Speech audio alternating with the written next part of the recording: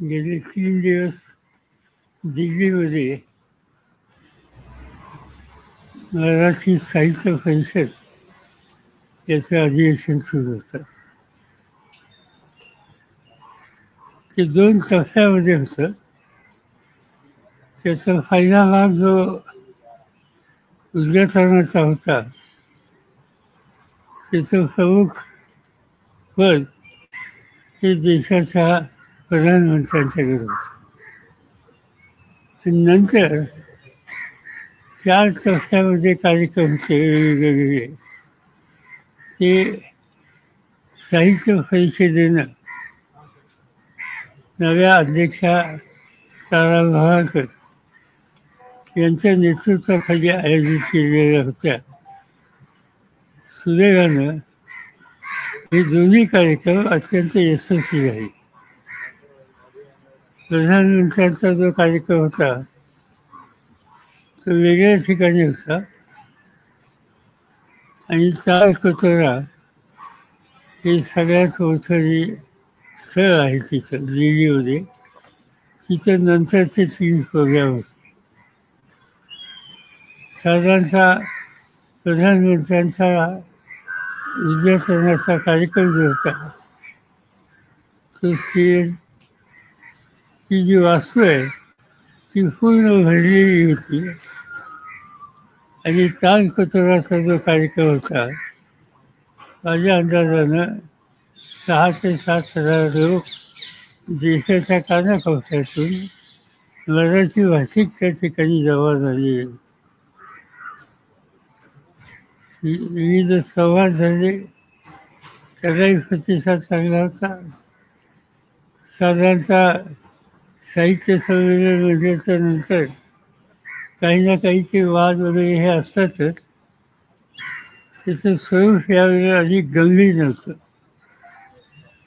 तेवढं वादाचं स्वरूप गंभीर नसल्यामुळं तसं हे अधिवेशन अतिशय यशस्वी झालं असं म्हणलं तर त्याच्यामध्ये अतिशयोक्ती होणार नाही. हे अधिवेशन दिल्लीमध्ये दुसऱ्यांदा होतं. दिल्लीमध्ये पहिलं अधिवेशन जे झालं त्याचं नेतृत्व जवाहरलाल नेहरूंच्याकडे होतं, उद्घाटक. आणि त्याचे स्वागताध्यक्ष त्यावेळेचे केंद्रीय मंत्री काकासाहेब राजगिरे होते. यावेळेला उद्घाटनाची जबाबदारी प्रधानमंत्र्यांच्यावर होती आणि स्वागताध्यक्षाची जबाबदारी माझ्यावर होती. महाराष्ट्राचे मुख्यमंत्री आणि अन्य सहकारी या सगळ्यांची उपस्थिती त्या ठिकाणी होती. आणि मगाशी मी सांगितल्याप्रमाणे देशाच्या सगळ्या राज्यातनं प्रमुख मराठी जन केंद्र सरकारमध्ये विविध पदावर असलेले मराठी अधिकारी या सगळ्यांची उपस्थिती या ठिकाणी होती. मला काही विचारायचं. पवार साहेब, जो वाद निर्माण झाला ज्या पद्धतीनं नीलम गोरे यांनी एक राजकीय टीका टिप्पणी केली. संजय राऊतांनी म्हटलंय की साहित्य महामंडळाने माफी मागितली पाहिजे आणि राजकीय विचारांची राजकीय टीकाकारांना त्यावरती उत्तर देणं, हे तुम्हाला पटलं? जे संजय राऊत यांनी जे सांगितलं ते 100% बरोबर आहे. प्रश्न असा आहे की नीलम गोरेंनी या संबंधीचं भाष्य त्या ठिकाणी करण्याची आवश्यकता नव्हती असं माझं. जे अधिवेशन अतिशय सूट चालले, सगळ्यांचा सहभाग आहे आणि त्याच्यामध्ये नाही त्या गोष्टी करायचं काही कारण नव्हतं. त्यांनी जे सांगितलं काय कुठल्या गाडीचा उल्लेख केला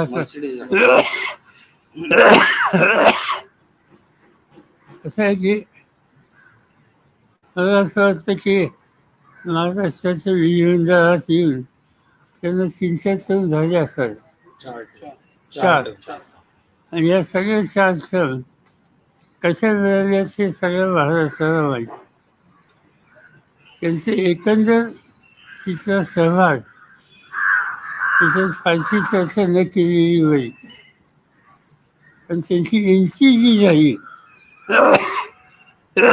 महाराष्ट्रामध्ये विधिमंडळामध्ये ते स्वतः सांगलीकर यांच्या भाषणातून झाली.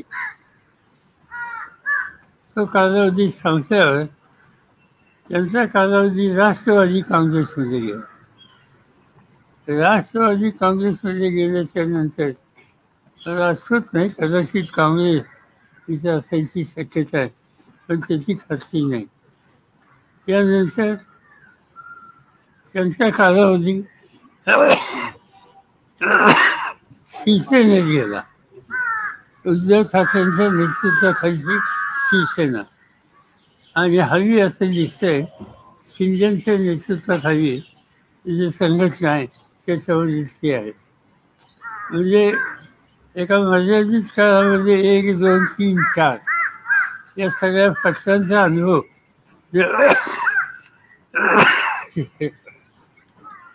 त्यांनी घेतलेला दिसतो. सातत्य होतं का नव्हतं त्याच्यावर लोक नक्की करतील, पण हा स्वतःचा अनुभव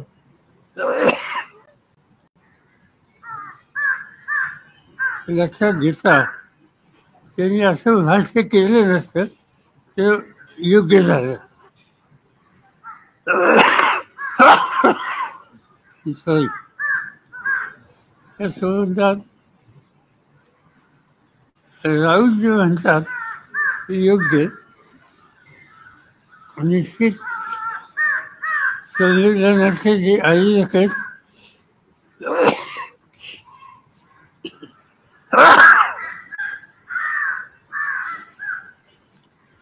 ते त्याबद्दलची नापसंती ही जाहीर व्यक्त केलेली.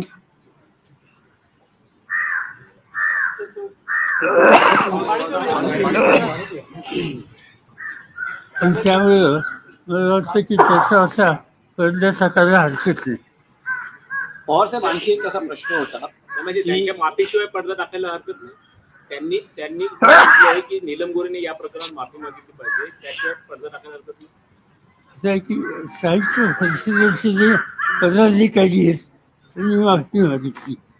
ते असंही म्हणाले, ते संजय राऊत म्हणाले की पवार साहेब देखील याला जबाबदार आहेत, अशा पद्धतीने वक्तव्य. असं आहे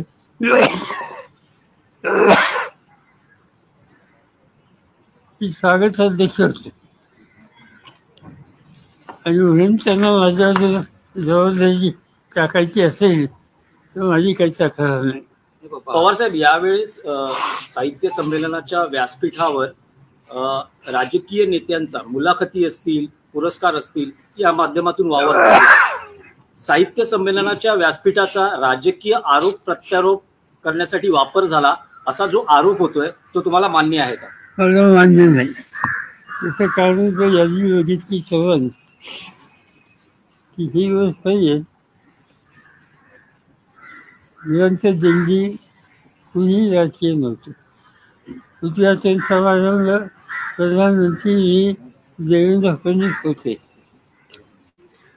दुसरं सत्र जे होतं त्याचे अध्यक्ष शिंदे होते आणि अध्यक्ष भाषण विक्रेता हा सगळ्यात महत्त्वाचा कार्यक्रम लोहारकरांचा तो चर्चा होता.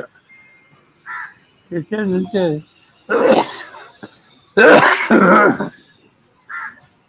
तिसऱ्या जी मुलाखत होती मराठी पाऊस पैसे केले त्याच्यामध्ये नवीन पंडित करंदीकर प्रसन्न देशी सिनियर एकही राजकीय नव्हता. मनमोकळा संवाद हा तुमचा ऐकतो. डॉक्टर ज्ञानेश्वर उघडे,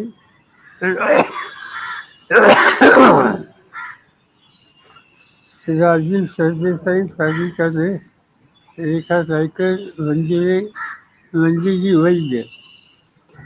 त्याच्यामध्ये विश्वजित कदम सोडले तर कुणी राजकीय नव्हते. विशेष सत्कार त्याच्यामध्ये संजीवनी खेळ, दत्तात्रय फास्ते, कमल फास्ते. त्याच्यानंतर लोकसाहित्य भोपाळी ते भैरवी, संसदकदम कृष्णन साकोरे. राजकारणात ते मराठी साहित्यात पोहोचणारे पृथ्वीवर जयले डोळे, डॉक्टर समीर जाधव, सुरेश भटेवाला, संजय आवटे हे त्याच्यामध्ये होते. बहुभाषिक कवी संमेलन हे सगळे कवी त्याच्यात होते. आनंदी गोपाळ, राजेंद्र वटाने, सुनील पाटील, संजना चव्हाण, युगेश चव्हाण.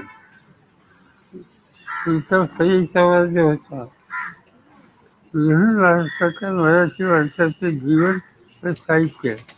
अध्यक्ष अर्जुन विवेकर, खडक नंदा साने, वैदेश पाटील, अवधूत विश्वनाथ. मराठी भाषा आणि महाराष्ट्र गर्व. अध्यक्ष श्रीराम पवार, डॉक्टर अनिल मोरे, अरुणा देशपांडे. ही सगळी यादी बघितली तर 2-3 ठिकाणी राजकारणाचे लोक दिसतात. जसं अशा गजलो आम्ही त्याच्यामध्ये पृथ्वीराज चव्हाण, सुरेश प्रभू, नीलम गोरे हा एक कार्यक्रम होता. आणि सामाजिक कार्य, मराठी साहित्य इथे कोणी राजकारणाचे लोक नव्हते. अशोक वानखेडे, कौल ठाकरे, जयदेव ठाकूर. नाते दिल्लीचे याच्यामध्ये वसुंधरा राजेचा काही येऊ शकलं नाही. भूषण राजे होळकर आणि सोहागी राजे गायकवाड ही जी म्हणजे इथे ग्वालियर, इंदोर इथे जे राज्यकर्ते जुन्या काळातले ते त्याच्यामध्ये आहेत. त्यानंतर मराठीतील इतर भाषेत प्रसिद्ध झालेले लिखाण त्याच्यात सुद्धा डॉक्टर चौल, सुनील दादाजी बोरगाव. आणि परिसंवाद जो आहे आर्टिफिशियल इंटेलिजन्स, कृषी बुद्धिमत्ता त्याच्यात सौरभ करंदीकर, बालाजी सुतार. हे सगळी यादी जर बघितली तर फारसं कोणी राजकारणाचं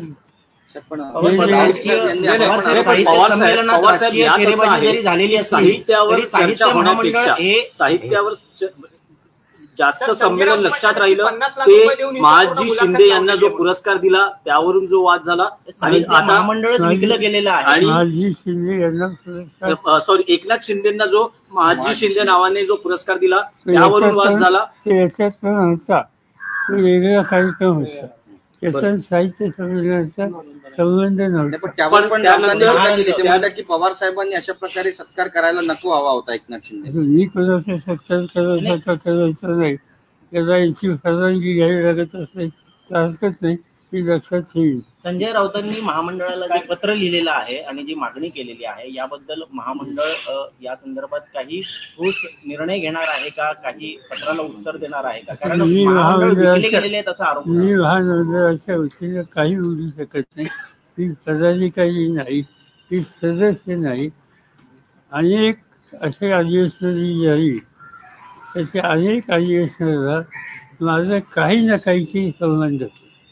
चिपळूण असेल, नाशिक असेल, उदगीर असेल, पिंपरी चिंचवड असेल, हे असेल, याच्या प्रत्येक अधिवेशनाला मी कुणी ना कोणतरी कपाशी आहे.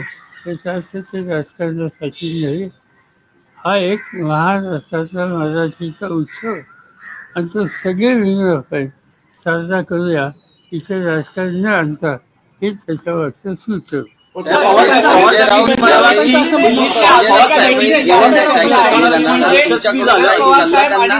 साहित्य संमेलन यशस्वी झालं, पण नीलम गोरेंनी जी विधानं केली त्यामुळे गालबोट लागलं असं म्हणता येईल. की संसदीय विधान स्पष्ट सांगायचं जे मूर्ख नसतो, त्याच्यापेक्षा जास्त काही बोलायची आवश्यकता. संजय राऊतांचं असं एक म्हणणं होतं की नीलम गोरेंना 50 लाख रुपये दिलेले आहेत. तुम्ही या सर्व काही अध्यक्षांसोबत तुमचं बोलणं झालं का की त्यांना 50 लाख रुपये दिलं आणि त्यांना कोणाला? निलंबित करण्यात आलं? साहित्य संमेलनाला करण्यात आली. साहित्य आरोप असा आहे साहित्य संमेलनासाठी 50 लाख रुपये नीलम गोरेंना दिले आणि नाही. त्यानंतर असं संजय राऊतांना आरोप केलेला. संजय राऊतांच्याकडे काही माहिती असेल तर माझ्याकडे अशी माहिती अजिबात नाही. त्यांनी आरोप केलाय. हल्लीच्या काळामध्ये साहित्य संमेलनामध्ये खंडण्या घेतल्या जातात. मंचावर होतात त्यावेळीचे जे हावभाव होते, तुमच्यातले संवाद होते, तुम्हाला त्यांनी पाणी दिलं, खुर्ची दिली बसायला, त्यातून बऱ्याच राजकीय चर्चा सुरू झालेल्या आहेत. त्याबद्दल एक काय? त्यांनी मला खुर्ची दिली, भविष्यात त्याचं काय? त्यांनी मला पाणी दिलं. तुमची जवळ वाढते भाजपसोबत अशी चर्चा महाविकास सध्या आघाडी म्हणून रंगते. एक तुम्ही दोन प्रादेशिक पक्ष म्हणून एकत्र आहात. पाणी आम्ही घेतच नाही. अनेक वेळेला आपले जे हे आहेत सभापती या न त्या कारणासाठी बैठक बोलवतात सगळ्या पक्षाच्या नेत्यांची. त्याच्यात प्रधानमंत्री असतात, मी सुद्धा इतर पक्षाचे नेते आहेत आणि संसदेचं कामकाज व्यवस्थित कसं चालेल याबद्दलचा सुसंवाद अनेक वेळा होतो, मतभेदही होतात. त्याचा आणि याचा संबंध नाही. तारा भावाळकर यांनी अध्यक्ष भाषण केलं. अतिशय संयत असं ते भाषण मांडलं जातंय, परंतु राजकारणांच्या डोळ्यात अंजन घालणारं ते भाषण होतं असं सुद्धा त्याबाबत म्हटलं जातं की माणसं सगळी सारखी आहेत पण राजकारण. त्यांच्या भाषणाचे दोन भाग होते. प्राईम मिनिस्टरच्या समोर आम्हाला लोकांच्या समोर एक मर्यादित भाषण त्यांनी केलं आणि नंतरचा भाग सविस्तर भाषण. मी पहिल्या भाषणाला हजर होतो, दुसऱ्या भाषणाला इथे येणार होतो, पण त्यांचा पहिल्या भाषणाचा भाग मी ऐकल्याच्या नंतर मी माझे कार्यक्रम रद्द केले. ते अतिशय चांगले बोलले आणि त्यावर त्यांचा जो सेकंड भाग होता तो संपेपर्यंत मी सर्वांचा हल्ला सुरू आणि ते व्यासपीठावर खाली त्यांचे अतिशय चांगले बोलल्या. त्यांनी एक दिशा दिली. मला असं वाटतं की या क्षेत्राच्या जाणकारांनी त्याची नोंद घ्यावी. आपल्या मित्रपक्षांनीही त्याची नोंद घेतली पाहिजे असं आपल्याला वाटतं. विशेषतः संजय राऊत यांनी वित्त पक्षाचा विकास सांगा. उपस्थित असलेल्या पंतप्रधान पदाचा त्यांनी उल्लेख केला पण नरेंद्र मोदींचं थेट नाव घेणे त्यांनी टाळलं. तारा भावाळकर मी सांगितलं त्यांचं भाषण अतिशय उत्तम होतं. आम्हाला त्यांची ही सौम्य भूमिका कशी.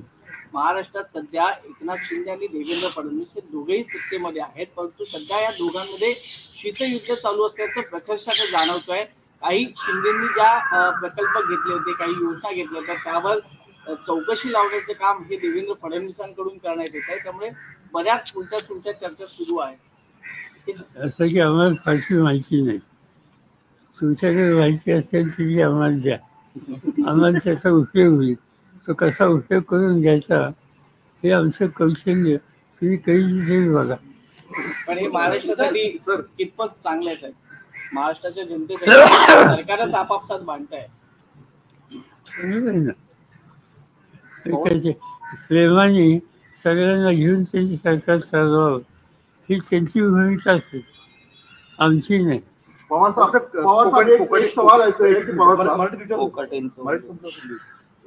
माणिकराव कोकाटे यांना जिल्हा न्यायालयातल्या यांनी थेट दोषी ठरवलं. आज काय झालं? आज अजून एक त्यामध्ये आले. आज होते. आज तारीख होती पण अजून आली चालू नाही. होतं, सुनावणी सुरू आहे. तर अशा परिस्थितीमध्ये एक मंत्र्यावर थेट आरोप असणं तरीही ते मंत्रिमंडळात असतं. याच्यावर अधिवेशन आता पुढच्या काळात अर्थ सुरू होईल. पण या संदर्भामध्ये पार्टी म्हणून तुमची काय भूमिका आहे? अपोजिशन म्हणून आम्हा सगळ्यांना याचा विचार करावा. आज हे जे काही चित्र दिसतंय, आतापर्यंत 2 मंत्री त्याच्यात सुद्धा आलेले आणि काही लोक सांगतात की आणखी काही लाईनमध्ये आहे. हे चित्र महाराष्ट्राच्या दृष्टीनं, प्रशासनाच्या दृष्टीनं अजिबात चांगलं नाही. पण त्याचं पूर्ण चित्र आपल्या पुढे असल्यानंतरच त्याच्यावर भाषण धनंजय मुंडेंचा एक सर विषय आहे. धनंजय मुंडेंचा राजीनामा अद्याप झालेला नाहीये. सातत्यानं रोज आरोप होत आहेत. प्रशासनाकडून सांगितलं जाते चौकशी सुरू आहे. आता साधारणपणे दीड महिना झाला कुठल्याही प्रकारची माहिती समोर आलेली नाहीये. त्यामुळं आता मस्ता चौक मध्ये सुद्धा लोक उद्यापासून आंदोलन करणार आहेत, उपोषणाला बसणार आहेत. सरकारमध्ये अजून जे समिती नेमली त्यांचा देखील काही अहवाल जो आहे तो समोर आलेला नाही. जे काही त्या गावात मी जाऊन आले, त्या गावातल्या लोकांच्या ज्या भावना, त्याची तीव्रता बघितल्याच्या नंतर कुणालाही स्वाभिमान असेल, सेल्फ रिस्पेक्ट असेल, अशी व्यक्तीच्या पदावर अजिबात राहणार नाही. पण संबंध राज्यामध्ये एवढा त्याचा हल्ला होतो लोकांच्याकडनं, तरी सुद्धा सत्तेवर आपण बसून राहायचं, ही जी भूमिका घेऊन काही लोक वागत आहेत, याचे शेवटी वाकफ परिणाम हे राज्यांनी. परंतु सर, अजित पवार स्वतः म्हणतात की जर धनंजय मुंडे दोषी असले तर त्यांना आम्ही त्यांचा राजीनामा घेऊ. अजूनपर्यंत ते दोषी सापडत नाही असं अजित पवार सातत्याने म्हणतात. त्यांच्याकडे माहिती जात असते, माझ्याकडे नाही. पण माझ्याकडे ही माहिती आहे, यापूर्वी काही लोकांच्या संबंधी अशा आरोप झाले की आरोप झाल्याच्या नंतर त्यांना सत्ता सोडावी लागली आणि चौकशी झाली. नाही, म्हणजे नैतिकतेच्या मुद्द्यावर धनंजय मुंडेंनी मंत्रिपदाचा राजीनामा दिला पाहिजे. असं आहे की नैतिकता आणि या सगळ्या लोकांचा काही संबंध आहे असं मला जाणवत. त्याच्यावर कशाला त्याचं भाषा करायचं. पवारसाहेब, गेल्या काही कालावधीमध्ये विशेषतः साहित्य संमेलनाच्या निमित्तानं का होईना मोदींच्या इथं तुमचा संवाद होतो, नेमकं हेच चूक नाही का? किंवा एकनाथ शिंदेबरोबर तुम्ही राजकारणाच्या पलीकडे जाऊन सत्कार करता दिल्लीच्या क्षेत्रामध्ये सर कोणतेही राजकीय पण नेमकं हेच चुकणं उद्धव ठाकरेंचं आहे, जे संजय राऊतांच्या मुखी उतरवलं जातं आणि तुमच्यावर वारंवार टीका केली जाते. आमच्या टीका केली जाते. संजय राऊतांनी हा इशू काढला आणि तो काढला, त्याच्यात काही चुकीचं नाही. नाही, याच्या आधीच आहे ज्यावेळी शिंदेचा तुम्ही सत्कार केला होता. असं आहे, एका संस्थेनं शिंदेचा सत्कार ठेवला आणि अनाथ तिचं होतं, त्याच्यातून सहभागी झालं, तर फारसं चुकीचं नाही. काही खासदार बोलण्यासाठी एकनाथ शिंदेच्या टीमकडून ऑपरेशन टायगर राबवलं जातं, ज्याच्याकडून उद्धव ठाकरेंचे 6 खासदार संपर्कात असल्याचं बोललं जातं. तर हे ऑपरेशन कितपत चालेल, कितपत सक्सेस होईल माहिती नाही. माझ्याकडे महाराष्ट्रात राष्ट्रवादी काँग्रेस आणि उद्धव ठाकरेंचा पक्ष या सगळ्या खासदारांचं माझ्याकडे एक बैठकीची भोजन होतं. त्या सगळ्यांच्या मध्ये आम्ही 2-3 तास चर्चा केली. त्याच्यात कुणाच्याही मनात तुम्ही म्हणतात तसा विचार नाही. जे उद्धव ठाकरेंचे लोक आहेत ते एका विचाराने त्यांच्याबरोबर आहेत. सर, हिंदी में पूछना चाहूँगा, आप इतने सालों से इतने साहित्य सम्मेलन किए हैं, एक औहदा होता था, एक नीति होता था, लेकिन आज संजय राउत ने एक लेटर लिखा है कि 50 लाख देकर साहित्य सम्मेलन में बुलाया जा रहा है और इसकी जांच होनी चाहिए. किस प्रकार से आप बिल्कुल पूछिए, क्योंकि हमारे पास कोई सबूत नहीं है. विशेष क्या है, उन्होंने सेशन किस आधार से किया, हमारे पास कोई. संजय राउत है, लोग जानते हैं संजय राउत, कुछ एक बार बात करनी हो तो कहाँ तक भी जा सकते हैं, लोगों को मालूम है. लेकिन सर, साहित्य सम्मेलन में जिस तरह की भाषा का प्रयोग का जो मुद्दा उठाया, तो मंच साहित्यिक मंच था, साहित्यिक मंच था, नीलम गोरे राजनीतिक चर्चा ये सारी चलना सर हिंदी में हमें चाहिए. नीलम गोरे सोडून बाकी कुणाची तक्रार नव्हती. हाँ, उन्होंने जिस तरह का स्टेटमेंट किया गलत है, वहाँ आने के यही स्टेटमेंट करना था, तो वहाँ आने की कोई ज़रूरत नहीं थी. जो उन्होंने किया वो ठीक है. और दूसरी बात यह है कि उनकी राजनीति में कंसिस्टेंसी कितनी, आज तक पिछले कुछ सालों में कितनी राजनीतिक दलों में जाकर उन्होंने काम किया, कैसे किया, ये सब भारत की जनता जानती है. और इससे ज़्यादा होगा तो ठीक है। लेकिन सर संजय राउत इससे नाराज हो जाते हैं, उद्धव ठाकरे खासकर हम कहेंगे कि उनकी नाराजगी संजय राउत के जरिए बयान होती होगी। आपने भी उसकी जिम्मेदारी उद्धव ठाकरे बिल्कुल नाराज नहीं। संजय राउत हर दिन जो बोलते हैं, इससे नाराजगी हो तो उनको घर से बाहर निकलना मुश्किल है। हर सुबह 10 बजे जो शुरू होते हैं अफसरों का काम, वो एक अलग है। दो अहम मुद्दे हैं महाराष्ट्र ईवीएम को लेकर फिर एक बार सवाल उठाए जा रहे हैं। दो अहम मुद्दे हैं महाराष्ट्र में। एक तो धनंजय मुंडे के ऊपर आरोप हो रहे हैं, रिजाइन की मांग की जा रही है, लेकिन वो रिजाइन नहीं दे रहे। देवेंद्र फडणवीस जो है, अजित पवार जो है, ये सारी बातें कर रहे हैं। दूसरी तरफ माणिकराव कोकाटे को नासिक कोर्ट ने आरोप जो हुआ है, तो उसके वजह से क्या रिजाइन देना चाहिए एक नैतिक आधार पर? आज का खुशल दिन था, मुझे मालूम है क्या हुआ। आज बात साफ हो जाएगी लोगों के सामने। मगर जिस तरह से एजुकेशन है, ये एजुकेशन देखने के बाद कोई भी जी चली, इसमें एक नई दिशा सब लोगों को देगी। पवार साहब, एकनाथ शिंदे लगातार कह रहे हैं कि मुझे हल्के में मत लिया जाए, मुझे हल्के में मत लो, ऐसा एकनाथ शिंदे लगातार कह रहे हैं। और दूसरी तरफ देवेंद्र फडणवीस हर रोज एक नई जांच लगा देते हैं, एक नया विषय जो है उन पर रोक लगा देते हैं, जो निर्णय एकनाथ शिंदे ने लिए थे। क्या ये अंदरूनी संघर्ष है सरकार में, ऐसा लगता है आपको? नहीं, मुझे सच बताओ तो मैं थोड़ा बहुत मराठी जानता हूँ। ये हल्के में मत ले लो, ये फेल मैंने कभी सुनी। क्या मामला हल्के में ले लो? आप ही बताइए ना, ये ज्ञान में वृद्धि हो जाएगी। ये हल्के में मत ले लो, यानी। लेकिन चर्चा ऐसी है कि फडणवीस को चेतावनी देने की कोशिश कर रहे हैं कि उनको बहुत मतलब इग्नोर किया जाता है। उन्होंने लिए हुए फैसलों को, उनके निर्णयों पर रोक लगाई जा रही है। कभी देवेंद्र फडणवीस खुद तो सरकार का हिस्सा थे, मुख्यमंत्री थे, लेकिन लगातार देख रहे हैं हर एक मामले में जांच लगाई जा रही है, रिव्यू करने के लिए कहा जा रहा है। तो कहीं ना कहीं उस वक्त जब फैसले गलत लिए जा रहे थे तो देवेंद्र फडणवीस चुप क्यों रहे, एक सवाल नहीं। ठीक है, बोलिए, ठीक जैसे लोगों के सामने आपको जो कहना चाहिए, हम देखेंगे इससे क्या आगे। सर, ईवीएम को लेकर फिर एक बार सवाल उठाए जा रहे हैं। डोनाल्ड ट्रंप ने शनिवार को कहा है कि एलन मस्क ने मुझे कहा है कि ईवीएम मशीन ये वोटिंग के लिए बनी नहीं है। दूसरी तरफ एक प्रोफेसर बोल रहे हैं कि बैलेट पर पेपर पे ही होना चाहिए। तो जिस तरह से बातें अब सामने आ रही है, उसके ऊपर आपकी क्या है? अमेरिकन प्रेसिडेंट की बात कही, अमेरिकन प्रेसिडेंट ने पहले नाम एलन मस्क ने डोनाल्ड ट्रंप को बताया, डोनाल्ड ट्रंप, क्योंकि उन्होंने कई बातें पिछले 2-3 में देशवासियों को, दुनिया को बताई।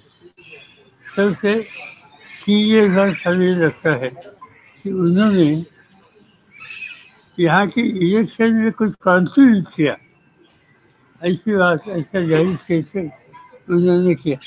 वो स्टेटमेंट सच हो उन्होंने किया तो मामला बड़ा सीरियस है, इससे भी सीरियस। और सर, दिल्ली निवडणुकांमध्ये जे अरविंद केजरीवाल, मनीष सिसोदिया हे दोन्ही नेते हरलेले आहेत। खरं तर या दोन्ही नेत्यांनी जेलवारी भोगलेली होती आणि त्याच्यानंतर सुद्धा या सगळ्या दिल्लीच्या निवडणुकांमध्ये त्यांचा पराभव झालेला आहे। कसं बघता, कारण की महाराष्ट्र पाठोपाठ दिल्लीचंही त्याच पद्धतीने निकाल? असं की आमचं ऑब्झर्वेशन असं आहे की केजरीवाल त्यांची टीम त्यांचं काम चांगलं होतं, जे लोकांच्या जवळ आपण सुसंवाद साधला। असं असताना सगळं लक्ष केंद्रित करून त्यांना सत्तेच्या बाहेर काढायचं, येऊन द्यायचं नाही, हे सूत्र राज्यकर्त्यांनी केलेलं होतं। त्याचा हा परिणाम आहे। पवार साहब, महाराष्ट्र कर्नाटक के बीच में 2 दिन से बस सर्विसेज बंद की गई है। फिर से महाराष्ट्र कर्नाटक का जो डिस्प्यूट है वो सामने आ रहा है। महाराष्ट्र कर्नाटक के बीच में 2 दिन से बस सर्विसेज बंद की गई है। फिर से एसटी बसेस, फिर से महाराष्ट्र कर्नाटक के बीच का डिस्प्यूट जो सामने आ रहा है, तो क्या लगता है सीमावाद को लेकर फिर एक बार मुझे लगता है कि ये ट्रांसपोर्टेशन बसेज जाना रोकना, ये अवॉइड करेंगे तो अच्छा होगा, क्योंकि कई महाराष्ट्र के लोग कर्नाटक में कुछ न कुछ इशू पर जाना आना पसंद करते हैं, आवश्यकता भी होती, वहाँ से लोग यहाँ आते हैं।